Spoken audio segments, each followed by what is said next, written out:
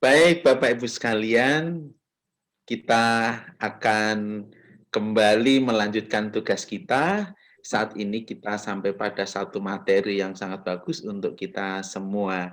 Nah, supaya kita bisa melaksanakan tugas IHT ini dengan baik, mari kita berdoa supaya mendapat hikmat dari Tuhan.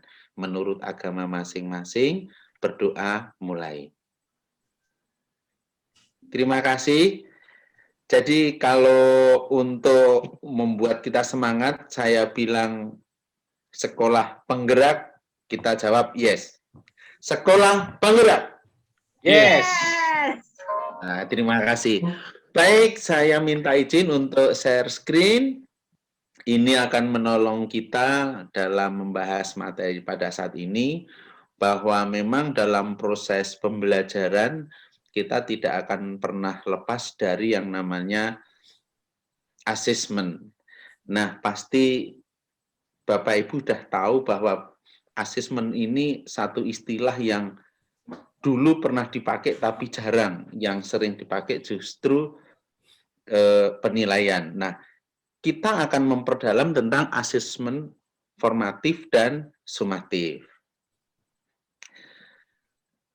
Coba kita lihat slide berikutnya, bahwa pada akhir sesi ini nanti diharapkan bisa merefleksikan pembelajaran yang didapatkan dengan merancang asesmen formatif dan asesmen sumatif. Juga melakukan modernisasi dalam asesmen.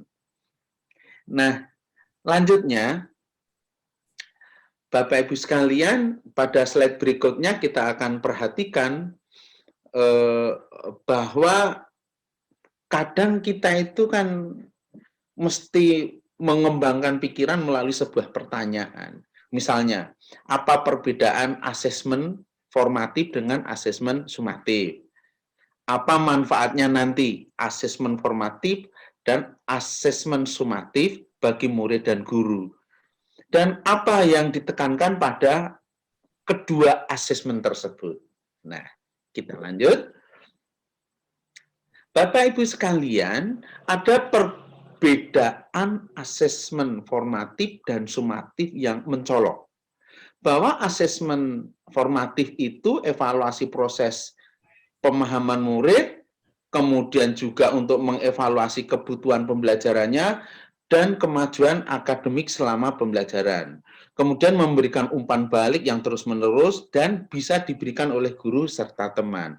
Sementara asesmen sumatif itu hanya dilakukan pada akhir pembelajaran dan hanya bisa diberikan oleh guru. Demikian juga hanya memutamakan hal-hal perayaan nilai akhir saja. Nah, ini perbedaan yang sangat mencolok.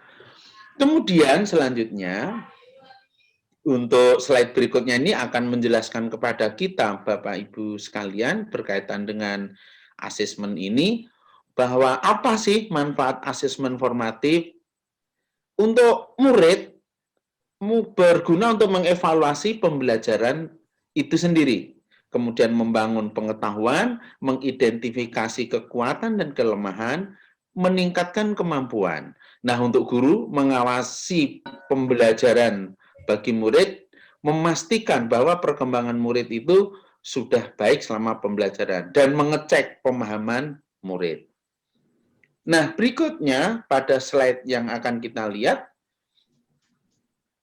apa manfaat dari asesmen sumatif bagi murid, yaitu memahami performa di akhir unit pembelajaran dan juga memahami apakah mereka sudah memenuhi capaian pembelajaran sejauh mana mencapai akhir pada unit pembelajaran itu.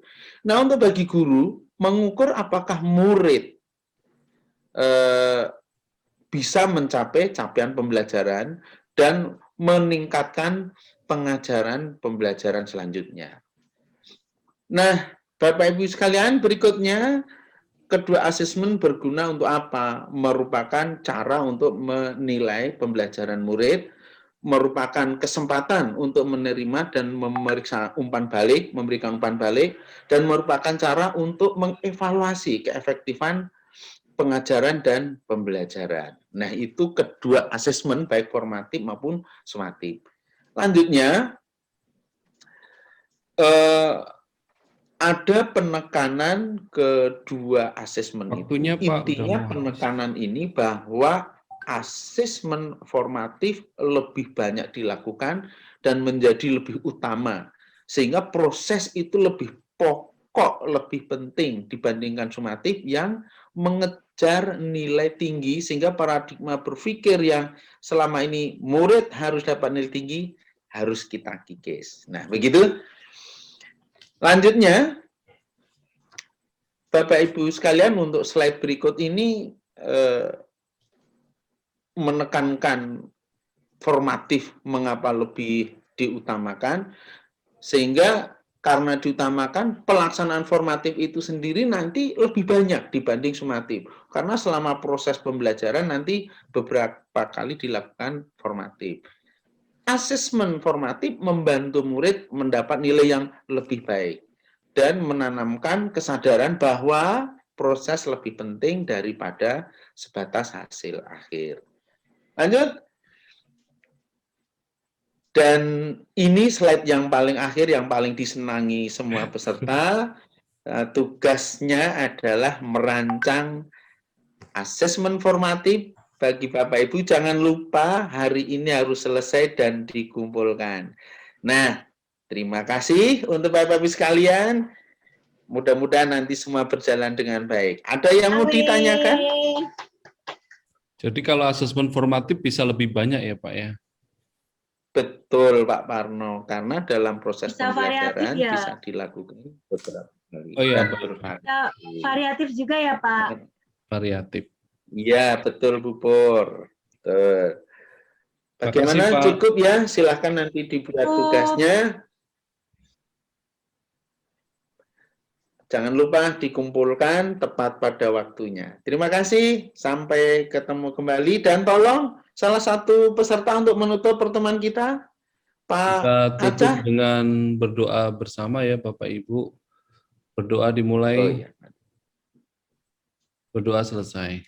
Makasih, Bapak. Terima kasih semuanya.